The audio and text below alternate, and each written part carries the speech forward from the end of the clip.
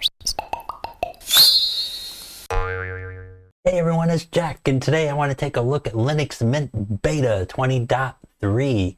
This is the UNA beta release of Cinnamon, and this looks really interesting. In fact, a couple days ago, I was actually evaluating Linux Mint 20.2 Edge because I wanted to see something a little bit more cutting edge. And in 20.2 Edge, it did have a newer kernel like 5.13 something after the update.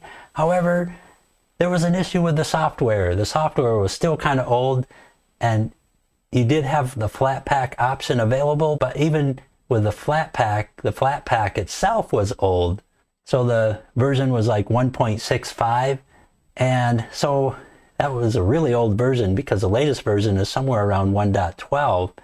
And so when I tried to install Chromium, it said that it required at least version 1.82, which I couldn't even get to that. So that was kind of a downer.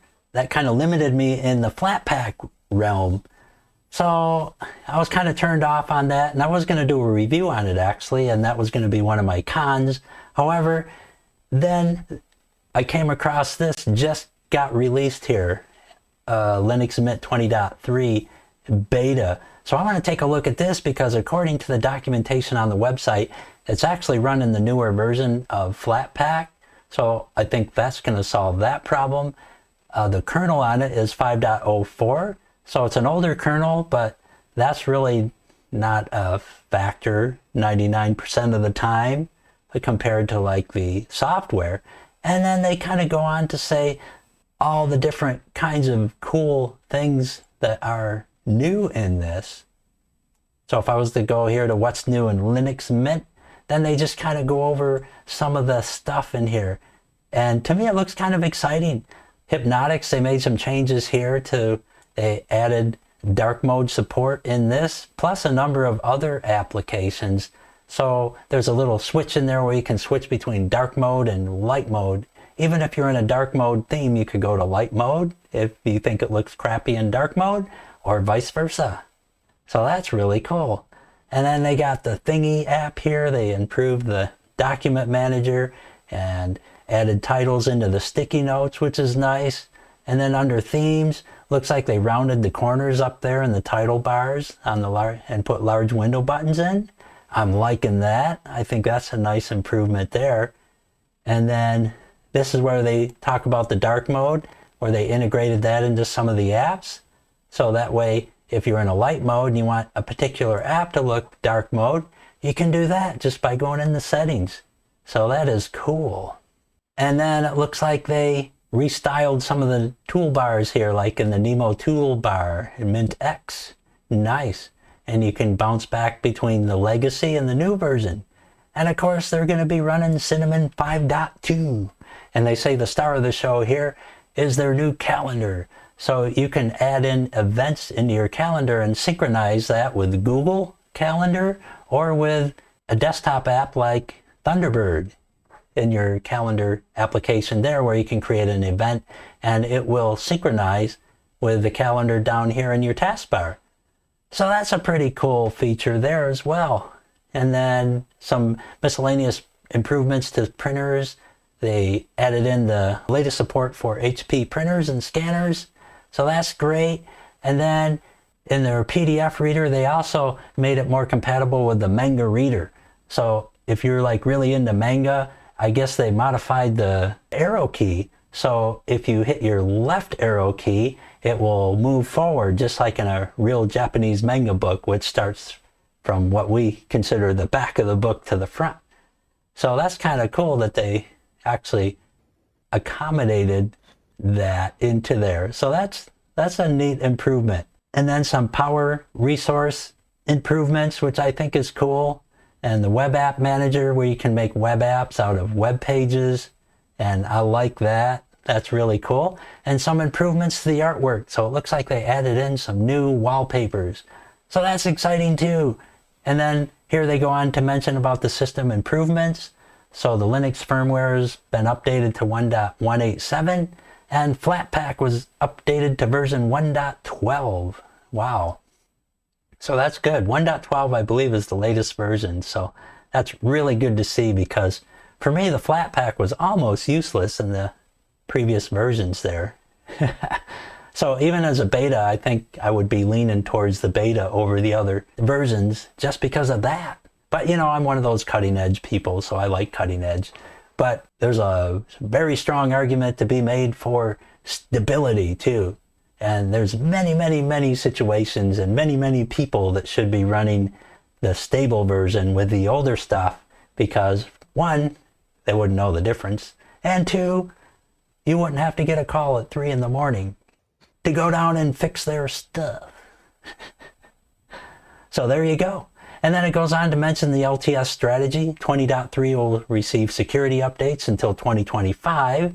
Also, this will be trivial to upgrade because Mint will be using the same package base in the future versions. And also, if you're going to use the beta version, when this version actually goes official, it'll be upgraded through the normal updates, so it'll all be pretty seamless. You won't have to do anything special to move from beta to official. So that's really great too. And with that, I'm going to download the ISO and then load this in and install it. Let's check it out. Okay, so here I am in the Linux Mint window here, boot in screen. So I'm going to hit start and we'll boot into our live version and do a quick install. There's our Linux Mint logo. I always like their splash screen. That's really a pretty sharp looking, very polished look. So here we are at our screen. I'm in my KVM. I'm going to jump right up here and go to our display settings here quickly. Hit display, and then I'm going to just change this to 1920 by 1080. Give us a full screen.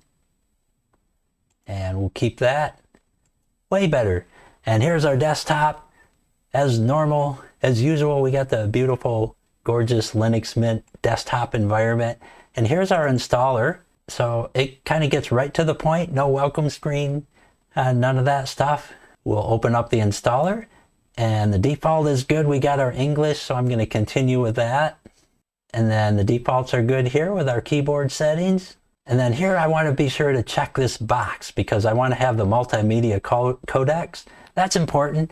So our multimedia codecs are required to play some video formats and to properly render some websites. So sometimes you might get in there and certain videos won't play in your browser if you don't have this checked. And then we'll hit continue. Okay, and then I'm just going to go with erase disk and install Linux Mint. Keep it all simple, but they have lots of other features, so you can install it alongside another operating system if you want. Hit install now. Just hit continue to write the changes. And then here we got our time zone, so I'm good with that. Then we'll put in a username and password. And typically I use a required password to log in. You can also choose login automatically if you want to. I like to use a password myself just in case somebody ever came in and stole my computer. They wouldn't be able to get in.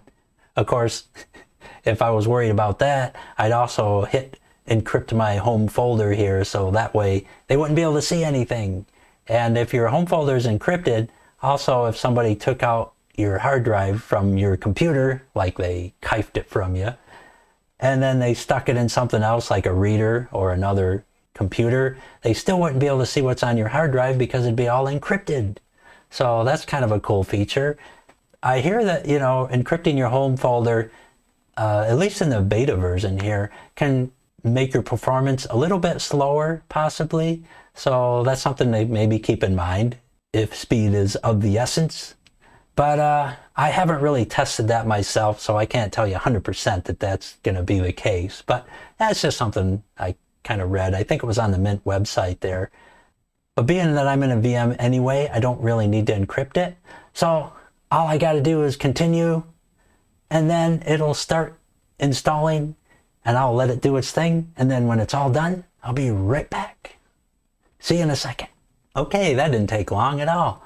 So just a few minutes, maybe 4 minutes or so.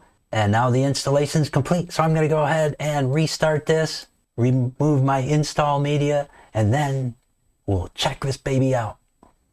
Okay, now we're rebooting, and there's our polished Linux Mint logo. And if everything went okay during the install, we should be logging in any second now. And there's our login screen, so looking good. I'm gonna just log right in. So here we are, we're logged in, and we're welcomed with the welcome screen. Looking gorgeous right off the bat, as usual with Mint. So here's our first steps, and we got our desktop colors, and then our panel layout, which denotes these icons down here. And I'm just gonna open this guy too, so we can kind of see our changes. So if I come over here, and by default we got our mint green here, or minty green, I guess. And then we have blue, so we can change everything. And you can notice that the accents are also changing here. And brown looks pretty good. And then we got pink and purple. And that looks really cool. And then we got this kind of sea green color here. And then the red and back to green. All right, looking good. And then we got our panel layouts here, traditional and modern. So by default it's at modern, but if I click traditional here, then everything down below is going to switch over here to this traditional look where you can see the text next to the icons here in the panel. But I'm just going to switch it back to modern because that's just kind of the way I like it personally. And then we got our other options here like the driver manager and system snapshots if you need to revert back to a previous and so forth. Then we have our update manager and system settings. This is where it's showing an update, and it looks like we have an update available, so I'll jump into that too. Jump out of there, and let's take a look. So it looks like we got one whole update available, and that's not too surprising since this is a brand new release. So I'm going to go and just sign in here, and then let that update. Python 3.8. I believe the latest Python is 3.9. But of course this is Mint, so it's not always going to be on the very edge, but this beta version is pretty close to the edge. All right, so there we go. System's up to date. And we'll say yes, I guess. I think I already switched to a local mirror before off camera, but let me just double check here. Yeah, okay, we're good. Yeah, I already switched this actually, and that was actually the fastest speed. And up here we got Linux Mint. And it kind of wanted me to gear towards the Harvard School of Engineering. But when I did that and tried an update on Mint Edge, it was giving me errors and it wouldn't update. So I went back to Linux Mint. And I'm assuming it's going to do the same here. Now this guy here, this will kind of give us the speeds of the fastest ones here too. And I simply chose the Cogento, or whatever you call that, Cogento.com. because it has the fastest speed here at 3.8 megabits. So I'm going to stick with that. And that's why I chose that. Originally, I forgot what it was originally, but you know. So here, you can also enable unstable packages here if you want to. And being a little unstable myself, I just might enable it. These are things that are tested first and then moved to the official repositories. And you should probably enable this if you have kind of like a beta testing mindset. So I'm just going to enable that for fun. And let it update the cache. And now let's open up our terminal here and take a look at a couple things like Flatpak. And our version is at 1.11.2. So that is way newer than the Edge version. The Edge version was like 1.65. And I could only assume that the standard Linux Mint is probably around 1.65 or before. And again, at 1.65, you can't really download certain Flatpaks, like Chromium. It requires a minimum of 1.72. Let's look at our kernel, or minimum of 1.8.2. And the kernel is 5.4. Okay, so yes, that's the other difference.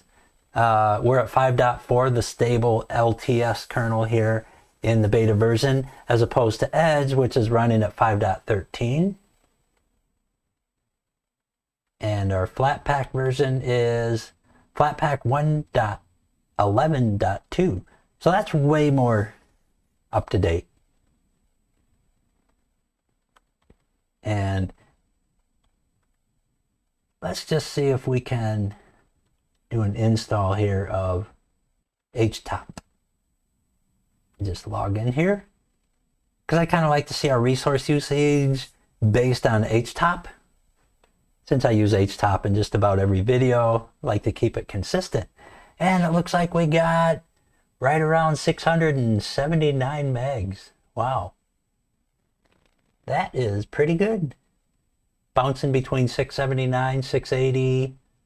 Excellent. I like that. And here we got our rounded corners. That was kind of mentioned on the website there, that they had rounded the corners in this new beta update here, or beta version release. And that's cool. So we'll just Control-C back out of there.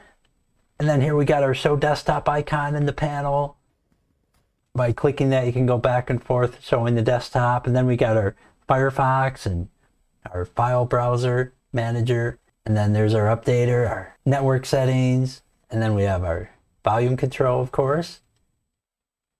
And when I open this up, we can see our settings here. And here's where you can adjust your input and your sounds. And typically I turn off the starting sound there, because to me it's kind of annoying to have a sound when you log in. But that's just me. But you know, sometimes you leave the volume up too high and it kind of gets grating. And here's our calendar, which is really cool. And I guess I should jump out of the way here.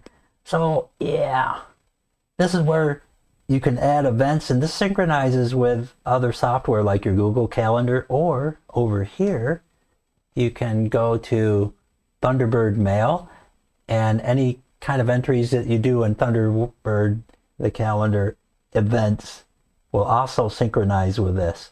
So that's really cool. I haven't tried that yet, typically because I don't use mail clients. And I don't really use calendar apps all that much either, but it's cool that you can put in those events. Then we have these different things over here on our favorites panel. And this is where you would kind of shut down if you want. And then the next one up is your log out. So you can go in here and log out. And then this guy here, if you click that, you can go to screen lock. So now we gotta log back in again. There we go. So that's what that is. And then we go up here farther, and that's our package manager, and then our Firefox. Let's see what version that is, since we're looking at it. It should be around the latest version, like 95. I'm gonna go up here and go to settings, or help actually, and then about, and it's 95. Excellent. So we'll jump out of there. I guess one thing about Mint that you want to keep in mind too is when you do a search here, your default search engine, I think it's Yahoo. Oh yeah, here we go. So it's showing the Yahoo one down in there. But let's do like big cats. And I'll just like do a search. But see how it's Yahoo here? Yeah. So not my favorite. I mean, that's okay, but you got DuckDuckGo. But suppose I wanted to use something totally different, like say Google. Maybe I'm a Google guy. Where would I change that? Here, you say, right? I'm in the default engine. Maybe down here? Nope.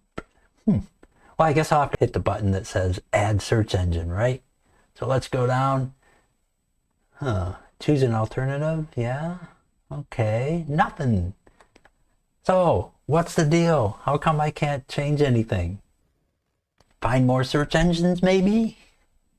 So we go here, and no Google. Seems to be no information on how to, but here we go. Why aren't some search engines included? And then they go on to explain it's because of funding and also privacy reasons, and they want to stick to a non-commercial philosophy.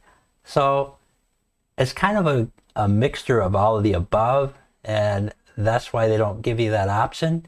However, I guess the only personal problem I have is not having that option. You know, I appreciate the privacy part, and you know, I really kind of agree with staying non-commercial and open and all that. However, I think somebody should at least have the option to make that choice where they could add it in anyway, manually. But, you know, maybe that's just me. However, this does help fund the Mint project when you use the search engines that are in there so they can generate some revenue when searches are made through this. These are arrangements they made with the different search engines. And so that, all in all, is a good thing. But there's just something about not having choice that kind of sticks in my craw a little. However, it's not a big deal because there are ways around it. For example, we can go up here into our software manager. I could install Firefox from Flatpak or a different browser even. So I could go here into the FlatHub. Now in the other versions of Mint that I tried, like Edge, Flatpak was too old, so I couldn't download Chromium. I didn't try Firefox though, but I know I couldn't download Chromium because Flatpak was too old. Let me just type this here. But theoretically, I should be able to now because it requires at least Flatpak 1.8.2, I believe. If I install it, it would go right in. And this actually I installed off camera, so I know that it installed. However, I haven't opened it yet, so let's just kind of check it out here. And I'll just jump out of there. And also here's Firefox. So you can also just install the Flatpak version of Firefox and remove the old one if it really bugs you about the search engine. If it doesn't, I would recommend just keeping the Firefox that's in there. But I just kind of wanted to share those options with you. So here if we go to settings and then, where is it? Search engine. And here you got Google by default. So if it's Google you want to use, or if you like Bing or one of these other guys, you're good. And of course you can always go to manage search engine and put something in there totally different, like Quant, just by hitting add here. So you get all your choices back simply by just installing a Flatpak version of Firefox or another browser like Chromium. Problem solved. So yeah, the rest of this, we got all our categories down here. I always like the way that was laid out here in Mint. This is really nice. And of course, that Flatpak option is really kind of what makes, for me, Mint usable because it's got the newer software that I can access. Cool. And then here, like in our settings, we got all these extra things here. And then about, and we're running the Mint software manager, Mint install, so that's all good. We'll jump out of there. And then if we go to our applications, so here we got our calculator and character map, and these are all pretty much the standard things that you find in a Cinnamon install, really, for the most part. We got our image viewer, scroll down, we got our document viewer, and this was one of the things that was mentioned on the website that they made an improvement. So if you happen to load in a manga book, then it'll actually kind of reverse your arrow keys. So if you hit the left key, it'll move forward, just like a real manga book. So that's kind of cool for you manga fans. Then we got our USB image writer. They have a really nice one in Mint. I do like their image writer. And then we got Warpinator, which is really cool. That's a nice app to help you send and receive files over a network. And then our graphics, we got the Pix viewer. Not too much in there. And then here we have, again, like our Thunderbird mail and our transmission client for BitTorrents. And then web apps. Web apps is kind of cool. You can use web apps and then go out to your favorite website, and web apps will make a web page into something that looks like a desktop app, even though it's actually your browser with all the buttons taken out of it, but it looks like a desktop app. So if you have a favorite game out there on a website and you want to play that all the time, and you can kind of load that web URL into this web apps and it'll generate a little web app for you. And so instead of having to go out to the website to play that game, all you got to do is launch the web app that you create, and it's right there every time, just like an application. So it's cool. And here's our calendar in our office section. And so this calendar actually also, you can do events just like you do in this calendar, except in this one, it's actually a full standalone app. And this is the one I kind of like because it's more like a real desktop calendar. Here you can do like birthdays and personal templates there. If we go over here, this is our burger menu. You can actually synchronize it with some things like the weather and all that. And then our about, and this is called calendar. And I would assume that's probably the latest version there. So like if I wanted to do an event of some sort, or, you know, like schedule, maybe I have an appointment or something, I can right click and select new event. And then by default, it's set as a personal. And then if I go to edit details here, then I can give my event like a title. And you can do the location and when it starts and all that. Typically, I use most of this stuff on their defaults. And then here's where you can add a reminder. If you wanted to be reminded like at a certain period of time before the event, like say a week or a couple days, an hour. And here we can put a note in. And we'd want to give our event a name too, like that thing I got to go to. There we go. Yeah, don't want to miss that thing. Especially when someone boring is talking to you. Oh man, look at the time. I got to get to that thing. So it's going to be at Joe's place.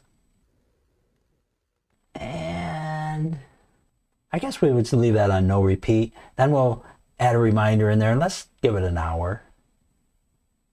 So we'll add that in. Then I'll just type in, let's see, don't forget about that thing at 3:07 p.m. There we go. Cool. So now we got an event. I'm going to hit done. And there you go. That thing I got to go to on the 22nd. Wow. Yep. At Joe's place. So there it is. It's all showing up. And now we won't forget about that thing. And if you want to delete the event, that's all you got to do. Otherwise, I'm just going to hit done. By the way, you can also schedule that at specific times here. So just so you know. But typically, if I create an event like this, I just kind of let it run all day. And then here we got our different things, like we got the week here, and then yearly view. So there's other views that you can use too that might be more convenient for some people. I kind of like the month though. That's kind of my thing. I like the default. So that's the calendar. Cool. All right, let's go to, where'd we leave off? Okay, so sound and video. So here we got Hypnotix again. And Hypnotix was one of the things that they said was updated here. So now we have a dark mode and a search feature that wasn't in the previous versions. So if I hit settings here, and I think it's under preferences, here you can set preferred dark mode. Right now we're in dark mode, but I can make it light mode. And then back to dark mode. So right now, my entire overall theme is dark. So here you can see the menu is all dark and everything. So I could actually have something in light mode even though I'm in dark mode, which is nice because some apps don't look great in dark mode. And so now let's see how the search works. So I'll just put in CNN, see if that pops up. I know that's a US station. And we get 2 hits. Wow. One looks like a foreign station and one local. So let's hit that. See how... Wow, that kind of opened up in another window. Okay. I don't think it's supposed to do that, actually.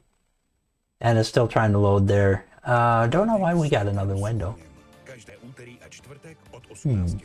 I guess I hit CNN Prima by mistake there.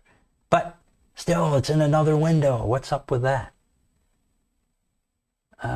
Pretty sure it's not supposed to do that.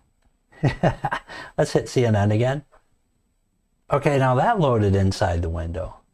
So what is going on? Let me just close that. And guess it doesn't want to close.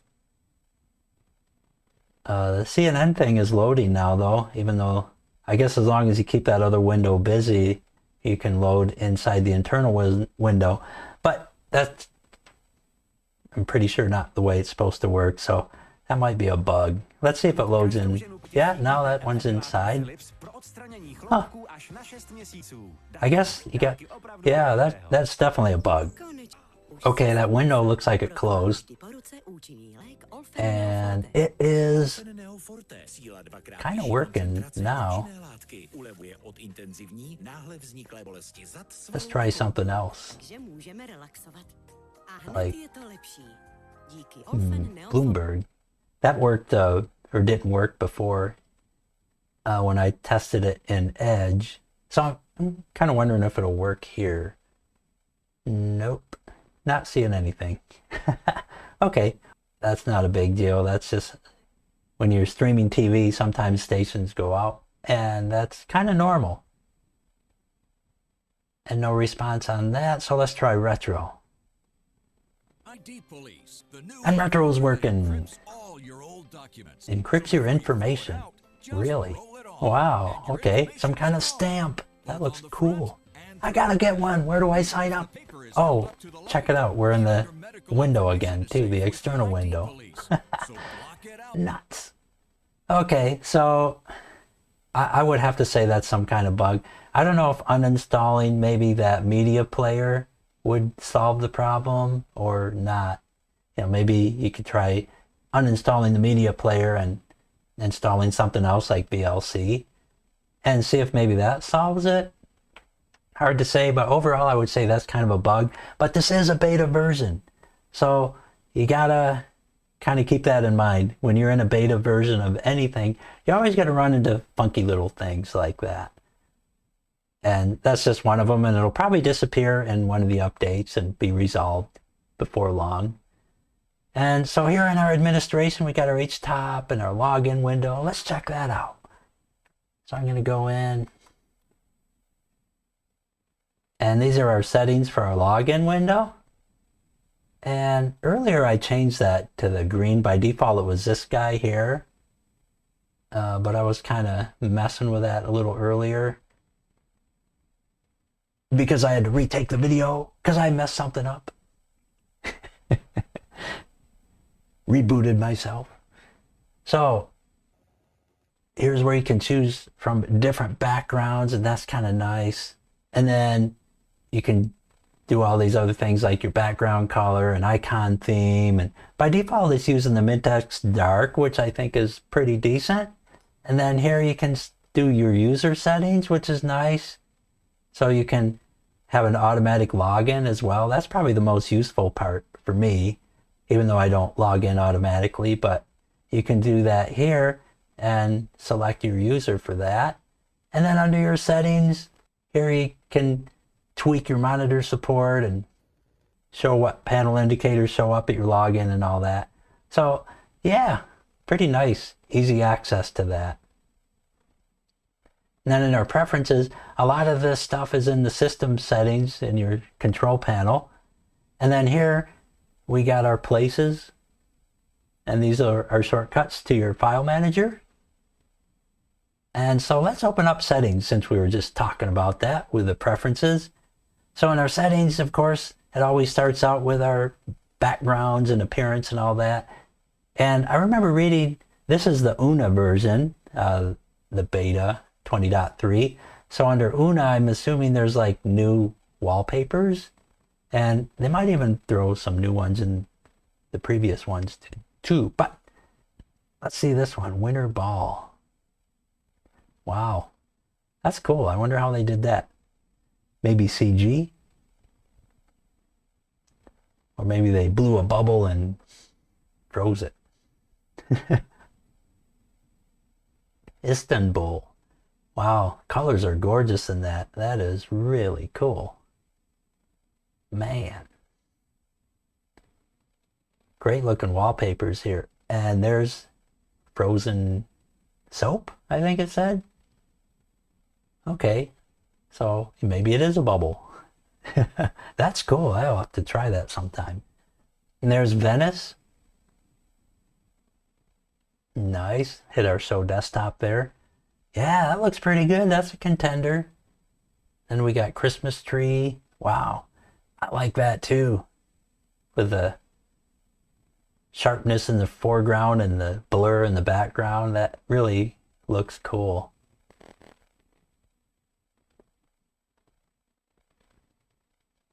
And then we have Eclipse. Whoa. That's bad to the bone. Wow. I wonder if that's real or if somebody like kind of manufactured that. But if that's a real picture of the eclipse at that setting, that's really outstanding. Either way it is, because that's a great picture. And then these are our wallpapers from previous versions. And Uma, I think, was the Edge version. And then we got the Ulissa and Ulana and then the Linux Mint Universal. I think these are probably in all the releases here. And of course our default wallpaper was in this one. But I like that Eclipse, so I'm keeping that. And then these are our desktop effect settings. And these I would probably keep them all on the default personally. But if you're having resource issues, you got an old machine, you can turn off some of those effects and free up resources. And then here's where we can set our themes. And so we got our Mint X theme, and that kind of makes the top of the window shorter. And then I'm going to stick with the Mint Y though. I think it looks better. And so let me just drag that over there so we can kind of see some effects, because here's all our icons. And here we could change them to purple, and that looks pretty cool. And I really like the icon layout here too. You can just kind of see them all at a glance, which is really nice. And there's kind of an orange, almost an Ubuntu-ish look. And see how gray looks. Yeah, that's kind of neat if you kind of like monotone stuff. And how about this mint? Ah, yeah, I like that sand. That's a beautiful shade. To me, it's more like gold. Then we got yellow. I'm going to go back to that sand again. That's cool. That would look good with a dark theme. Here's where we can kind of change our background under controls. And let's try the Mint Y Dark Sand. That looks like it would have all the right accents. Wow, gorgeous. That's beautiful. I love that gold and black. It's very elegant. And then our default mouse pointers, which I like the default. And then here we have our settings for the desktop, which right now is greenish. It's the Mint Y Dark. So let's see if they have a sand version of this. Yep, right there. So let's click that. Yes, there we go. And now our menu is matching. Beautiful golden accents there. I'm loving it. That's nice. All right. I feel richer just looking at it. Cool. All right, so theme settings. And then here, if we hit add and remove, that'll kind of take us out to where we can download more themes. And by default, it's sorted by popularity. So it looks like this Adapta Noco is the most popular. And then here, by default, you show the icons in the menus. And if you want to show icons on the buttons, you can do that there. And this is kind of interesting. Override the current theme scroll bar width. That's good. You know, let's kind of check that out. You ever notice that sometimes on some themes you go to use a scroll bar and the scroll bar is like so thin that you can barely grab it? Well, if you check this and then see over here, like I try to get right to the edge there and you can't even see. Well, first let's get something that would generate a scroll bar. Let's hit File System. See how thin that is? Sometimes that's hard to get to. Now the thin thing can be kind of nice, but on one hand, but on the other hand, if you got to use it. So let's crank that up there, that size. And changes will take effect the next time you log in. Okay. So if we want to see it fatter, I guess I'll have to log out real quick. But let's see if that affects it. So if you're like one of those people that get kind of annoyed at how hard it is to get to the bar, this might help. I'm going to log out real quick. And let's log back in. Okay. There's our welcome screen. Let's see if that worked. I'm going to open this guy up, hit File System. Wow, there we go. Yeah, that's what I'm talking about. Big fatty. That's easy to grab. So there you go. That's the solution right there. If you ever run into that problem and you find it kind of annoying, you can get around it. Cinnamon lets you. So that's a really nice feature. I like that. I actually didn't really know that was there until just now. So that is cool.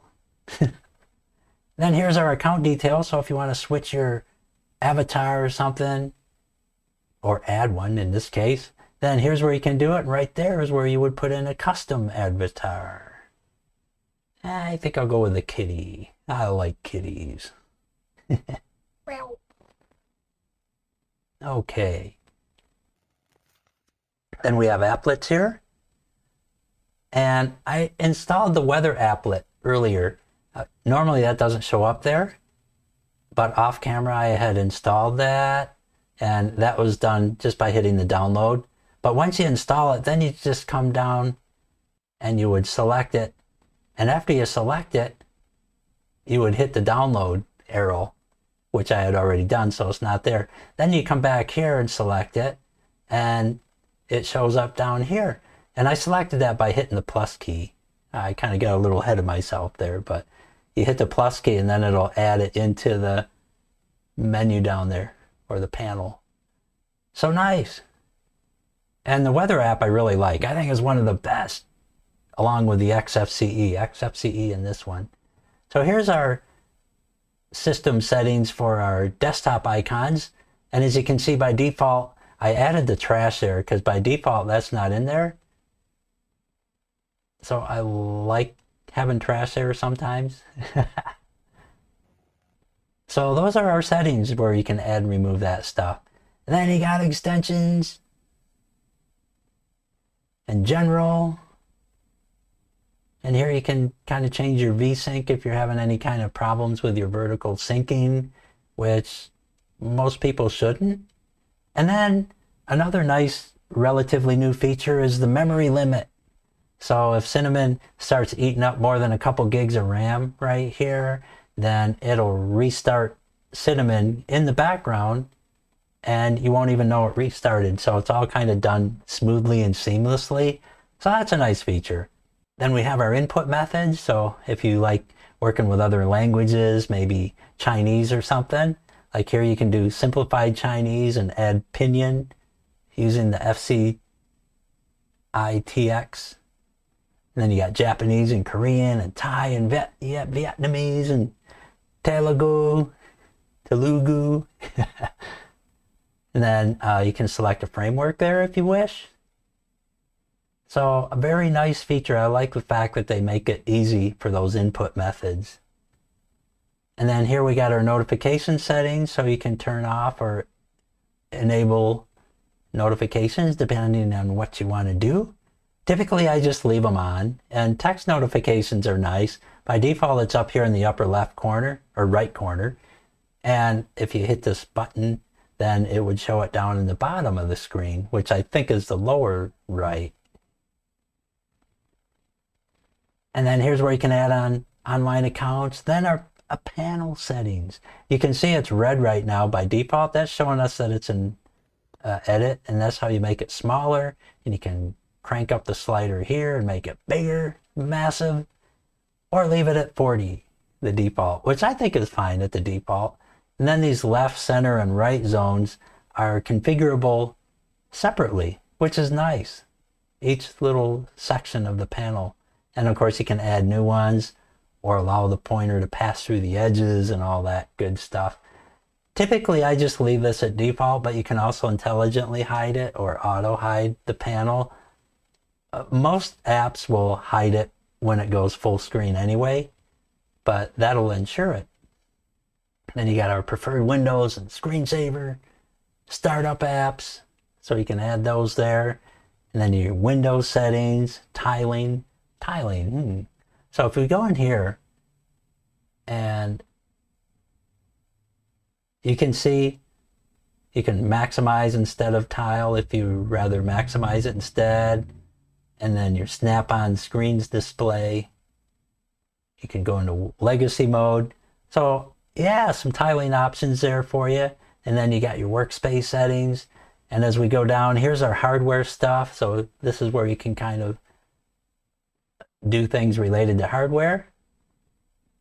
And then system info is something I think I might want to look at.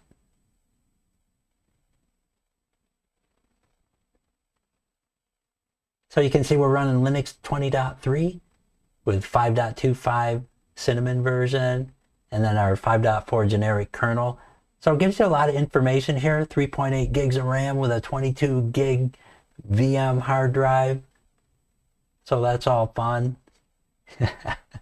Looking good. And then we got our driver manager for extra drivers and our login, what we looked at before. And then there's a user and group settings. And here you can kind of modify more settings. So there's the icon that we selected earlier for our avatar. And I could make myself a standard user if I wanted to have less privileges. And then here's our group settings. So by clicking on that, we can check or uncheck different groups. So if I needed to be added to another group, or I wanted to take a user out of a group, this is an easy way to do it without having to use the console. You can also go here to the Groups tab and pretty much do the same thing. And you can add your groups here by clicking Add and then Create a Group. And there's our Bluetooth group. So if I wanted to edit that and give it a new name like Green Tooth, even better. I knew someone with a green tooth before. Ew. Anyway, so there you go. Nice. And this is really looking gorgeous. Really love that theme. And then with that background there, it's just over the top, that eclipse thing. That's a great picture. I like that. And then here we right click on our desktop, and these are our right click settings. And you can also open as root your Nemo file manager. So I could just kind of log in here. And if you had to go in as root for some reason, I wouldn't recommend it unless you really know what you're doing. But we're running Nemo 5.21. But here, if you had to put in a file somewhere in your file system, you could do that from here, or edit something that normally would require root privileges. And this is where we can kind of toggle back and forth between our views here for location, which is nice. I really like Nemo. That's one of my favorites for sure.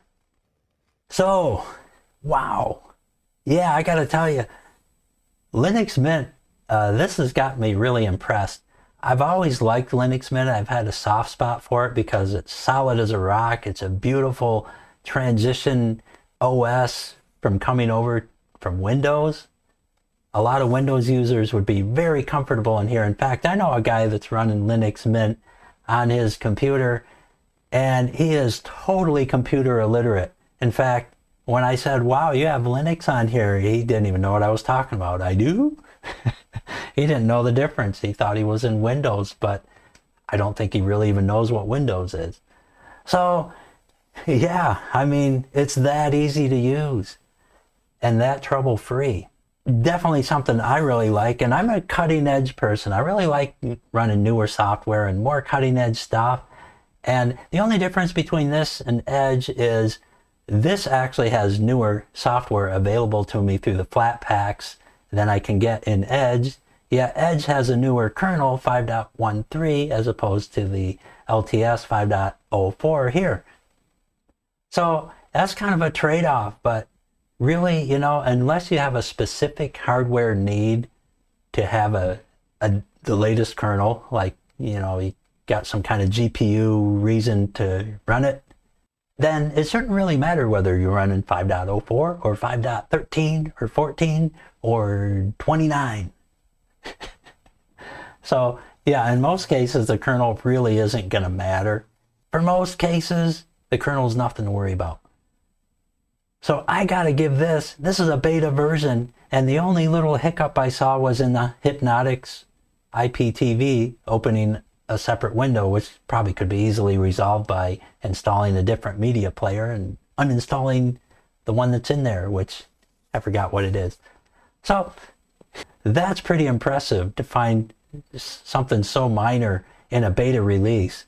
So if it's really this stable in a beta, you got to know it's going to be rock solid when it hits mainstream. And also I want to mention that the beta can be easily upgraded to the main distro as it becomes mainstreamed into a official release. So there's nothing special you have to do if you decided to install the beta and just stick with it. You'll eventually be upgraded into an official release anyway. And I'm going to kind of keep an eye out on that Hypnotix thing. That may actually self-correct in another update or two. So that's probably not even a big deal either. I got to give this a double thumbs up for sure. This is a wonderful distro. Again, you know, the only thing that usually keeps me away from Mint is the oldness of the software, and this beta has even overcome the Flatpak issue being too far behind. So now Flatpak is up to date as well in this beta 20.3. So I'm loving it. It just came out on the 14th.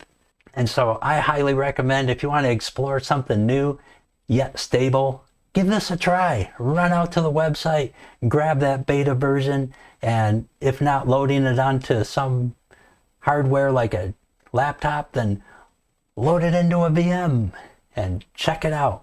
And with that, I hope this review was helpful. And if it was, don't forget to leave that thumbs up. If it wasn't helpful, give me 2 thumbs up. And hit subscribe. Thanks again for watching. We'll see you next time.